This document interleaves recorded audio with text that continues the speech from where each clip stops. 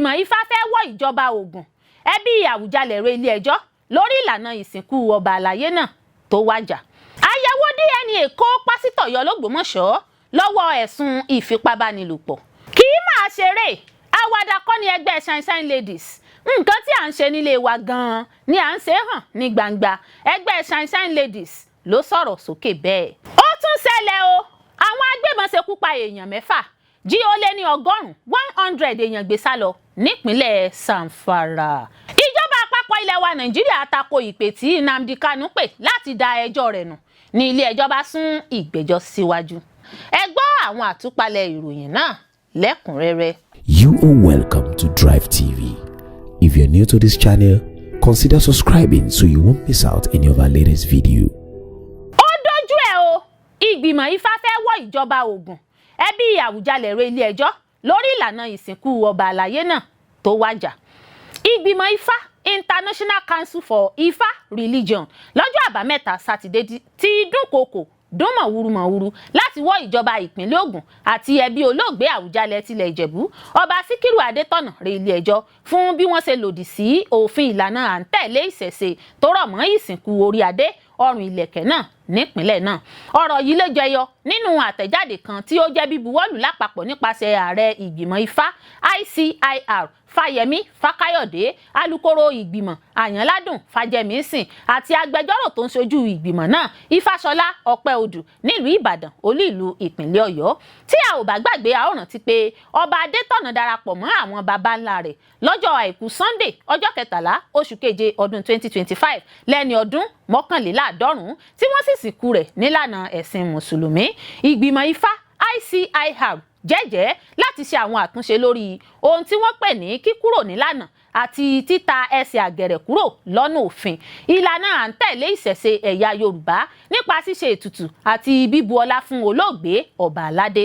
Ìgbìmọ̀ náà tọ́ka sí ìkéde ilé-ẹjọ́ tí wọ́n ṣe kẹ́yìn lórí ọ̀rọ̀ náà nígbà tí olóògbé Àwùjalẹ̀ sì ń bẹ láyé, èyí tó fìdí ìsìnkú àwọn ọba aládé ìbílẹ̀ múlẹ̀ gẹ́gẹ́ bí àṣà àti ìṣẹ̀ṣe àwọn Yorùbá, tako àwọn ẹ̀sìn àjèjì bíi ẹ̀sìn Mùsùlùmí àti ti Kìrìsìtẹ́nì. ICIR sọ wípé lẹ́yìn awuyewuye tó bẹ́ sílẹ̀ láìpẹ́ yìí lórí ọ̀rọ̀ ètò ìsìnkú Àwùjalẹ̀ tilẹ̀ Ìjẹ̀bú Òde nípínlẹ̀ Ògùn, àwọn gẹ́gẹ́ bí Ìgbìmọ̀ Ifá ICIR gbóṣùbà káre fún ẹgbẹ́ Òṣùgbó tilẹ̀ Ìjẹ̀bú Òde fún ìwà ìkálọ́wọ́kò, àwòkọ́ṣe àti sùúrù lásìkò tí wọ́n ń dojú kọ ìlà kọjá. Wọ́n ní èyí jẹ́ ìwà rere níbàámu pẹ̀lú àwọn ẹ̀kọ́ Ọ̀rúnmìlà. Wọ́n tún jẹ́ kó di mímọ̀ pé àwọn àlùfáà ẹlẹ́sìn Mùsùlùmí náà tí ìmáàmù àgbà ilẹ̀ Ìjẹ̀bú Òde léwájú ọ̀hún ṣe lòdì sí òfin ilẹ̀ Ìjẹ̀bú Òde. Látàrí èyí, wọ́n hu ìwà tó lòdì sófin àti ìrú ẹ̀sìn wọn.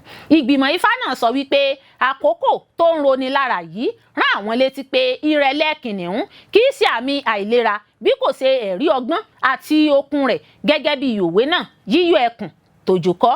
Wọ́n ní nípa ètò ìsìnkú tí olóògbé Ọba Adétọ̀nà, ó ṣe pàtàkì láti rántí pé ọ̀rọ̀ náà ti yanjú nígbà tí olóògbé Ọba Aládé náà sì wà láyé nípasẹ̀ ilé-ẹjọ́ àti pẹ̀lú òfin tuntun tí wọ́n gbé jáde nípínlẹ̀ náà.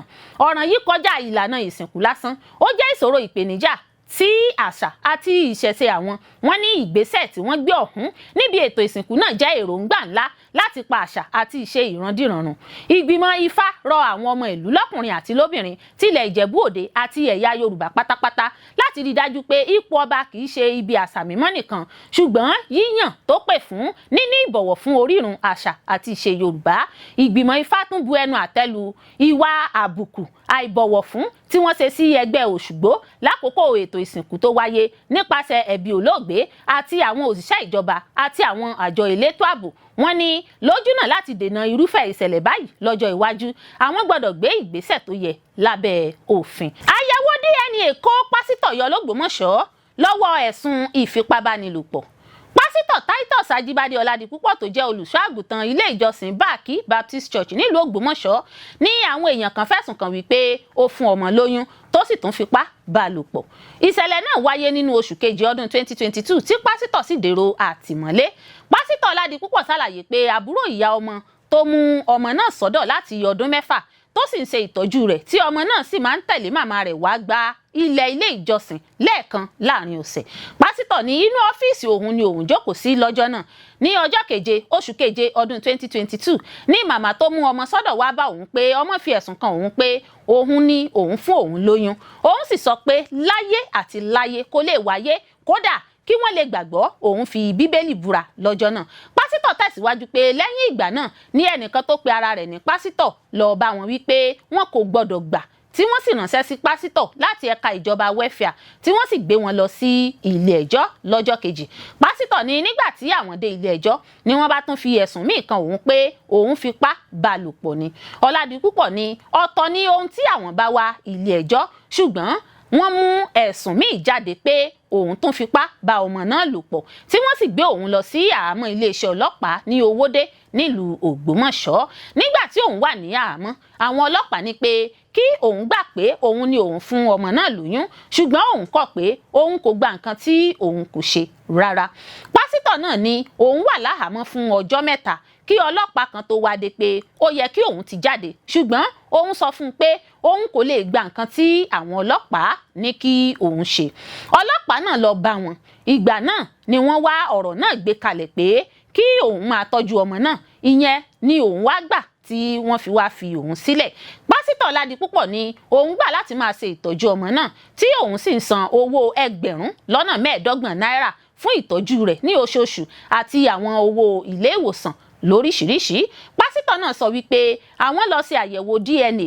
Ìgbà tí àwọn dé, adájọ́ bá tún yarí pé kí ni ìdí tí àwọn fi lọ ṣe ní iléeṣẹ́ aládàáni tí àwọn kò lọ sí ilé ìwòsàn ìjọba. Wọ́n bá ní àwọn ó tún òmíràn ṣe pé kí àwọn lọ sí ìlú Èkó láti lọ ṣe. Àyẹ̀wò ló fi hàn pé kò sí nǹkan tó jọmọ́ pé òun ni ọmọ náà.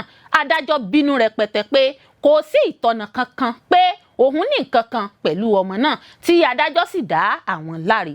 Arábìnrin Dorcas Ọládipúpọ̀ tó jẹ́ ìyàwó pásítọ̀ ní omijé jábọ́ lójú òun lásìkò tí òun rí ọkọ òun ní àhámọ́ iléeṣẹ́ ọlọ́pàá lórí ọ̀ràn tí kò mọwọ́ mọ ẹsẹ̀ nípa rẹ̀. Ó ní ọkàn òun bàjẹ́, òun ní láyéláyé láti ọdún 29 tí àwọn ti ṣe ìgbéyàwó, òun kò ká nǹkan báyìí lọ́wọ́ ọkọ òun. Ìyàwó náà ní òun sunkún nígbà tí òun rí wọn ní àhámọ́ tí wọ́n fi wọ́n sí, ṣùgbọ́n òun nígbẹ́kẹ̀lé nínú ọkọ òun tí òun fẹ́ ló jẹ́ kí òun dúró wípé gbogbo ohun ìyówù tí kì bá jẹ́ irọ́ ni Sátánì pa. Ẹlòmíràn tó bá àwọn akọ̀ròyìn sọ̀rọ̀, arábìnrin Cecilia Ọlátúnjí ní òun gba ọmọ tó ní oyún yìí tọ́ láti ìgbà tó ti wà ní ọmọ ọdún 4 tí òun sì lè gba ẹ̀rí rẹ̀ jẹ́ pé kò kí ń ṣe ọmọ tó rin ìrìnkúrìn, ṣùgbọ́n ohun ìyàlẹ́nu ni ọ̀rọ̀ oyún jẹ́. Bí ọ̀pọ̀lọpọ̀ ti ń pariwo pé wọ́n ń bá ọmọ yìí sùn, òun máa ń gba ẹ̀rí rẹ̀ jẹ́ pé irọ́ ni tí ọmọ náà sì mọ̀ sí. Nígbà tó di ọjọ́ àìkú Sunday ní bàbá kan tó jẹ́ àbúrò bàbá àwọn ránṣẹ́ sí òun pé wọ́n ní pásítọ̀ ló fún ọmọ lóyún. Ó ní ìgbàgbọ́ tí òun ní ni pé gbogbo bí wọ́n ṣe fi ẹ̀sùn kan pásítọ̀, àwọn kọ́ ló fún ọmọ náà lóyún. Ó ní Bíbélì ní ká wádìí ohun gbogbo dájúdájú kí a sì di èyí tí í ṣe òdodo àti òtítọ́ rẹ̀ mú. Kì í máa ṣeré, àwàdà kọ́ ni ẹgbẹ́ Shine-Shine Ladies. Nǹkan tí à ń ṣe nílé wa gan-an ni à ń ṣe hàn ní gbangba. Ẹgbẹ́ Shine-Shine Ladies ló sọ̀rọ̀ sókè bẹ́ẹ̀. Kò sí ohun tuntun lábẹ́ ọ̀run. Pẹ́gẹ́ ẹni ni pé irú tí ń ṣe yìí kò sí ẹlòmíì rí láyé. Láìpẹ́ yìí ni ẹgbẹ́ kan tí wọ́n ń pè ní Shine-Shine Ladies gba orí ayélujára nípasẹ̀ àwọn fọ́nrán fídíò tí wọ́n ń gbé jáde níbi tí wọ́n ti ń kọ́ àwọn obìnrin nípa ìtọ́jú ọkọ. Nínú àwọn fídíò náà ní àwọn obìnrin ọ̀hún ti máa múra játijàti, lo àwọn wíìgì tí kò ní lárí àti àwọn nǹkan mìíràn tí kò jẹ́ ìrínisí wọn ó wuni. Ọ̀pọ̀ èèyàn kódà tó fi mọ́ àwọn gbajúmọ̀ òṣèré àti lórí ayélujára ló bẹ̀rẹ̀ sí ní ṣe fídíò láti fi hàn pé ọmọ ẹgbẹ́ ni àwọn. Àmọ́ ìbéèrè tí àwọn èèyàn kan sì ń wá ìdáhùn sí ni pé ṣé lóòótọ́ ni pé irú ìgbé ayé báyìí ni àwọn obìnrin náà ń gbé ni lóòótọ́ tàbí wọ́n kàn fi ń ṣe àwàdà. Gẹ́gẹ́ bí ìkànnì BBC Yorùbá ṣe gbé jáde síta, olùdásílẹ̀ ẹgbẹ́ Shine-Shine Ladies Club ọ̀hún, arábìnrin Cecilia Ọláyanjú sọ nípa bí ẹgbẹ́ náà ṣe bẹ̀rẹ̀ àti àfojúsùn wọn. Nínú ìfọ̀rọ̀wánilẹ́nuwò kan tí wọ́n ṣe fún un, arábìnrin Ọláyanjú ṣàlàyé pé láàrin àdúgbò tí òun gbé ní àwọn ti kọ́kọ́ bẹ̀rẹ̀ ẹgbẹ́ náà, kó tó di pé àwọn pinnu láti wọ orí ayélujára kí wọ́n ó lè máa kọ́ ọ̀pọ̀ ìyàwó ilé ní ẹ̀kọ́. Ó ní nínú ẹgbẹ́ Shine-Shine Ladies Club àwọn ọkọ àwọn ọmọ ẹgbẹ́ ló ń dán kì í ṣe àwọn tó jẹ́ ìyàwó. Ó ní ẹgbẹ́ ìrọ̀rùn fún ọkùnrin ni nítorí pé ọkùnrin ló yẹ kó máa gbádùn. Ó ní àwọn ti fi ara àwọn sílẹ̀ fún àwọn ọkọ àwọn. Arábìnrin Cecilia Ọláyanjú sọ pé ìpinnu àwọn nínú ẹgbẹ́ náà ni láti rí dájú pé gbogbo obìnrin wà nílé ọkọ. Arábìnrin Ọláyanjú ṣàlàyé síwájú sí pé ìrẹ̀wẹ̀sì ọkàn tó bá òun lásìkò tóun ní àwọn ìdojúkọ nínú ìgbéyàwó ló mú kí òun bẹ̀rẹ̀ Shine-Shine Ladies Club. Ó ní ọ̀nà láti mú inú ara òun dùn ló gbé òun dé orí ayélujára TikTok níbi tí òun ti ń ju oríṣiríṣi fídíò síbẹ̀. Ó ní lóòótọ́ ni àwọn kan bú òun àmọ́ òun ṣàkíyèsí pé àwọn tó nífẹ̀ẹ́ nǹkan tí òun ṣe pọ̀ ju àwọn tí kò nífẹ̀ẹ́ rẹ̀ lọ. Ó ní kó wú òun kí òun kúrò nílé ọkọ rárá nítorí náà ni òun ṣe ń ṣe àwọn nǹkan tí òun ń ṣe. Tako ìgbàgbọ́ ọ̀pọ̀lọpọ̀ èèyàn pé àwàdà lásán ni àwọn obìnrin tó wà nínú ẹgbẹ́ Shine-Shine Ladies ń ṣe. Olùdásílẹ̀ ẹgbẹ́ náà sọ pé àwàdà kọ́ bẹ́ẹ̀ ni kì í ṣeré. Ó ní ìgbé ayé tí gbogbo àwọn tó jẹ́ ọmọ ẹgbẹ́ ń gbé nínú ìgbéyàwó wọn ni àwọn fi ń ṣe fídíò kì í ṣe eré rárá o. Àwọn èèyàn ò mọ̀ pé òun ò fi ṣàwàdà. Ó ṣàlàyé pé ọ̀nà láti mú kí àwọn tí àwọn jẹ́ obìnrin di ibùjókòó àwọn mú ní ẹ̀kọ́ tí àwọn ń kọ́. Olórí ẹgbẹ́ Cecilia Ọláyanjú sọ pé òun wà nílé ọkọ tí òun fẹ́ báyìí. Ó ní láti ìgbà tí òun ti ṣe ìgbéyàwó ọkọ òun sì nífẹ̀ẹ́ sí gbogbo àwọn nǹkan tí àwọn ń ṣe. Ó ní kò sí ọkùnrin tí kò ní nífẹ̀ẹ́ sí nǹkan tí àwọn ń ṣe. Bákan náà ló sọ pé àwọn ní òfin tó pọ̀ fún ọmọ ẹgbẹ́. Lára àwọn òfin wọn ni pé wọn kì í béèrè owó lọ́wọ́ ọkọ wọn. Bẹ́ẹ̀ ni owó tí wọ́n fi ń ṣe irun orí wọn kò gbọdọ̀ ju 300 náírà 300 náírà lọ. Ó ní lóòótọ́ ni àwọn èèyàn lè máa fi ojú wèrè wo àwọn nítorí bí àwọn ṣe múra àmọ́ ó tẹ́ àwọn lọ́rùn. Arábìnrin Ọláyanjú tún sọ pé àwọn yóò fi ìwà àti ìṣe náà lé àwọn ọmọ obìnrin tí àwọn bí lọ́wọ́ ni. Tọ́ a jẹ́ pé Shine-Shine dìran nìyẹn. Ó tún ṣẹlẹ̀ o, àwọn agbébọn ṣekú pa èèyàn mẹ́fà jí ó lé ní ọgọ́rùn 100 èèyàn gbé sálọ nípínlẹ̀ Zamfara. Ó kéré tán àwọn agbébọn ṣekú pa èèyàn mẹ́fà jí ó lé ní ọgọ́rùn èèyàn gbé sálọ tó fi mọ́ àwọn obìnrin àti àwọn ọmọdé nínú ìkọlù tí wọ́n ṣe sí ìlú Kairu nípínlẹ̀ Zamfara. Aṣòfin ìbílẹ̀ kan àtàwọn olùgbé ìlú sọ èyí di mímọ̀ lọ́jọ́ Ẹtì Friday. Zamfara ló jẹ́ ìlú tó ń kojú ìkọlù àwọn agbébọn lemọ́lemọ́. Èyí tó sì ti sọ ìlú náà di àkúrẹ̀tẹ̀ káàkiri apá ẹkùn àríwá ìwọ̀ oòrùn láti ọdún díẹ̀ sẹ́yìn. Jíjí ẹgbẹ̀rún àwọn èèyàn gbé sálọ, ṣíṣekúpa ogunlọ́gọ̀ àwọn èèyàn, èyí tí ó mú kí ìrìn àjò léwu lákòókò yìí lójú ọ̀nà tàbí lójú ọ̀nà lọ sí inú àwọn oko láwọn agbègbè kan. Gẹ́gẹ́ bí ìròyìn tó tẹ̀ wá lọ́wọ́, àwọn agbébọn ṣèkọlù sílùú Kairu ní déédéé aago 11 òwúrọ̀ kù 20 ìṣẹ́jú lọ́jọ́ Ẹtì Friday tí wọ́n sì bẹ̀rẹ̀ sí ní ṣínà ìbọn bolẹ̀. Abubakar Isa, ọ̀kan lára àwọn olùgbé ìlú, ẹni tí wọ́n jí ìyàwó rẹ̀ gbé sálọ, sọ fáwọn akọ̀ròyìn lórí ẹ̀rọ fóònù ìbánisọ̀rọ̀. Hamisu Faru, aṣòfin ìbílẹ̀ náà fìdí ìṣẹ̀lẹ̀ ìkọlù ọ̀hún múlẹ̀ fáwọn akọ̀ròyìn. Ó sọ wípé àwọn agbébọn náà tó jí 100 èèyàn gbé sálọ tó fi mọ́ àwọn obìnrin àti ọmọdé. Ẹlòmíràn tó tún jẹ́ olùgbé ìlú, Muhammed Usman, sọ wípé àwọn agbébọn náà ṣọṣẹ́ láabi wọn fún bíi wákàtí méjì ṣáájú kí wọ́n tó jí àwọn èèyàn gbé sálọ. Ẹgbẹgbẹ̀rún àwọn olùgbé ìlú ló ti ṣe bẹ́ẹ̀ sá kúrò nílùú sáàsálà fún ẹ̀mí wọn. Ẹ̀wẹ̀, iléeṣẹ́ ológun ti ṣètò ìdánilẹ́kọ̀ọ́ lórí ìlera ọpọlọ fún àwọn ikọ̀ ológun láwọn ibùba kó wa wọn. Èyí jẹ́ ìgbésẹ̀ ìlànà láti dáàbò bo ìgbé ayé ọlọ́pọlọ pípé àwọn ikọ̀ ológun. Iléeṣẹ́ ológun ṣàgbékalẹ̀ ètò ìdánilẹ́kọ̀ọ́ lórí ètò ìlera ọpọlọ tí wọ́n pè ní stress management post-traumatic stress disorder PTSD láti lè jẹ́ kí wọ́n wà ní ìlera pípé láwọn ibùba wọn. A ò ní bọ́ sọ́wọ́ ajínigbé o lọ́lá Ìlédùmarè. Ìjọba àpapọ̀ ilẹ̀ wa Nàìjíríà tako ìpè tí Nnamdi Kanu pè láti da ẹjọ́ rẹ̀ nù ní Ileejo bá sún ìgbẹ́jọ́ síwájú.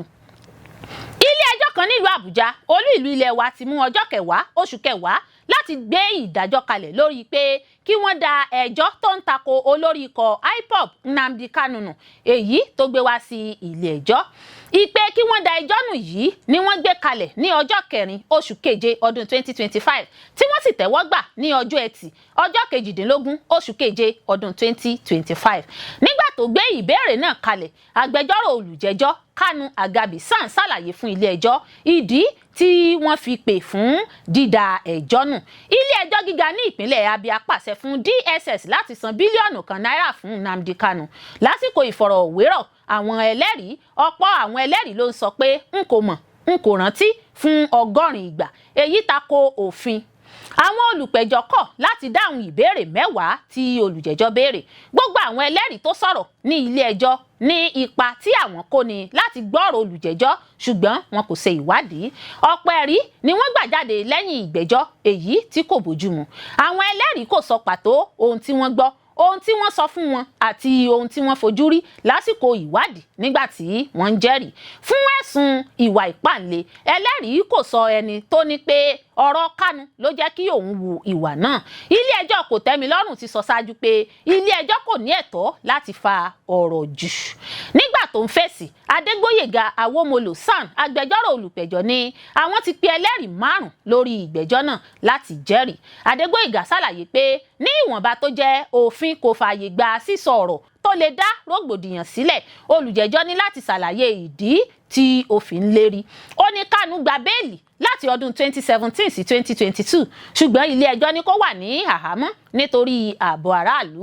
Ọdún 2021 ní ìjọba àpapọ̀ náwó gan olórí ẹgbẹ́ tó ń jìjàgbara fún ìdásílẹ̀ orílẹ̀-èdè Biafra IPOB Nnamdi Kanu tí bíṣọ̀bù ìjọ Anglican nílùú Enugu ẹni ọ̀wọ̀ Emmanuel Chukwuma ti sọ pé ipasẹ̀ obìnrin ni wọ́n fi mú un. Ẹni ọ̀wọ̀ Chukwuma tó ṣàlàyé ọ̀rọ̀ yìí fún ìwé ìròyìn Punch ní ọdún náà wá lu ìjọba lọ́gọ ẹnu lórí bí wọ́n ṣe mú Kanu padà lẹ́yìn tó sá lọ tẹ́lẹ̀ nígbà tí wọ́n kọ́kọ́ fi ọwọ́ òfin mú. Gẹ́gẹ́ bí ìròyìn ṣe gbé jáde síta, nígbà tó wà ní òkè òkun, òun ló ń lo àwọn ọmọ ẹgbẹ́ IPOB nílẹ̀ Ìgbò láti máa dá rògbòdìyàn sílẹ̀. Àwọn ẹ̀sùn tó ní í ṣe pẹ̀lú ìdìtẹ̀mọ́ ìjọba, ìgbésùnmọ̀mí àti àwọn ẹ̀sùn mìíràn ní ìjọba Nàìjíríà fi kan Kanu. Bó ṣe sọ pé òun kò jẹ̀bi yìí, àwọn agbẹjọ́rò ìjọba sọ pé àwọn ti ṣetán láti tẹ̀síwájú pẹ̀lú ẹjọ́ náà. Ó ti tó ọdún 4 tí ìgbẹ́jọ́ Nnamdi Kanu ti ń wáyé. Ní ọdún 2022, ilé-ẹjọ́ gíga ìjọba àpapọ̀ nílùú Umuahia nípínlẹ̀ Abia pàṣẹ fún àjọ ọ̀tẹlẹ̀múyẹ́ DSS pé kó san bílíọ̀nù kan náírà fún Nnamdi Kanu gẹ́gẹ́ bí owó ìtùnú fún ilé rẹ̀ tí àjọ náà kọlù nílùú Kayama Afaraku lóṣù kẹsàn-án ọdún 2017. Níbi ìgbẹ́jọ́ náà, onídàájọ́ Benson Anya tó sọ fún ìjọba àpapọ̀ Nàìjíríà pé ó gbọ́dọ̀ kọ ìwé ẹ̀bẹ̀ sí Kanu nínú ìwé ìròyìn 3 lórí ìkọlù náà.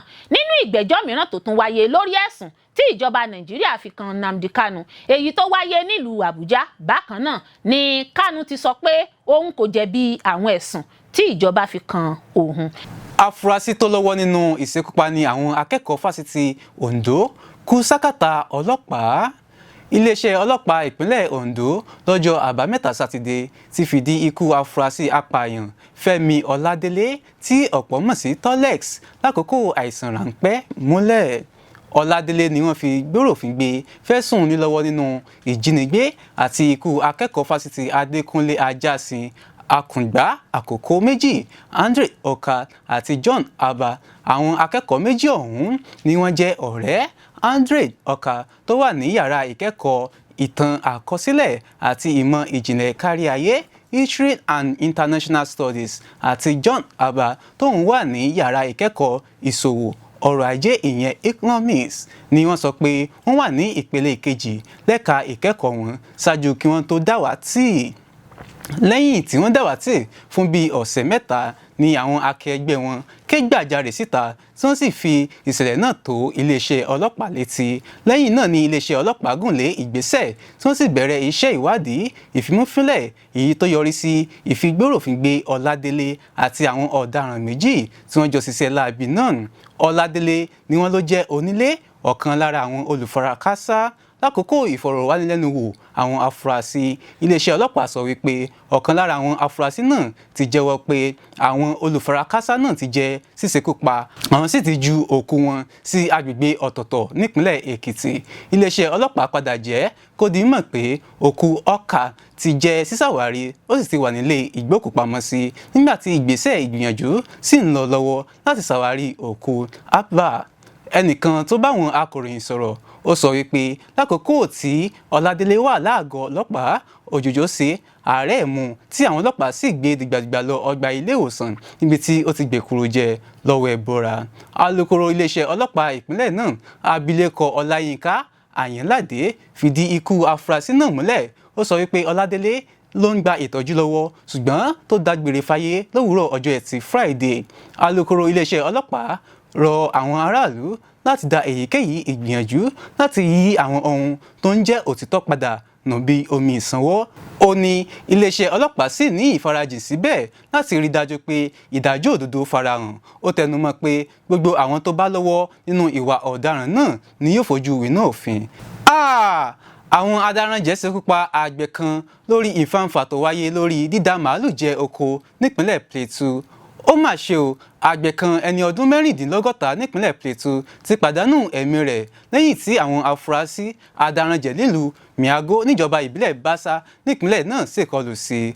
Ọmọkùnrin olùfarakásá náà tórúkọ rẹ̀ ń jẹ́ Stephen ló fìdí ìṣẹ̀lẹ̀ náà múlẹ̀ fún City Rand nílùú Jos lọ́jọ́ ẹtì Friday tó sì ṣàlàyé ní kíkún nípa bí ìṣẹ̀lẹ̀ ìkọlù náà ṣe wáyé. Gẹ́gẹ́ bí Stephen ṣe wí, bàbá rẹ̀ ló lọ sí oko lọ́jọ́bọ̀ Thursday láti lọ yẹ àwọn ohun ọ̀gbìn rẹ̀ wò.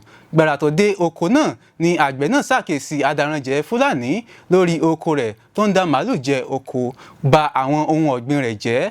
Ó ní nígbà tí bàbá òun kàn sí àwọn adaranjẹ ọ̀hún pé kí wọ́n dá màálù wọn kúrò lórí oko rẹ̀, níṣe ni àwọn adaranjẹ náà ṣèkọlù sí i. Ó ní níṣe ni wọ́n lo ọ̀bẹ tí wọ́n sì fi dá àpá sí i lára tí wọ́n sì fi sílẹ̀ nínú àgbàrá ẹ̀jẹ̀.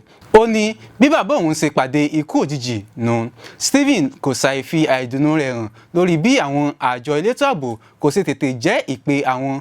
Ọmọkùnrin bàbá náà sọ wípé àwọn èèyàn kan ti fi ìṣẹ̀lẹ̀ náà tó àwọn àjọ elétò ààbò létí lẹ́yìn tí àwọn adaranjẹ ọ̀hún ṣekú pa bàbá òun. Ó ní òwúrọ̀ ọjọ́ ẹtì Friday ni àwọn tó rí àwọn òṣìṣẹ́ elétò ààbò nílé àwọn. Gbogbo ìgbìyànjú àwọn akọ̀ròyìn láti kàn sí agbẹnusọ fún iléeṣẹ́ ọlọ́pàá ìpínlẹ̀ Plateau Alfred lórí ìṣẹ̀lẹ̀ náà ló já sí pàbó.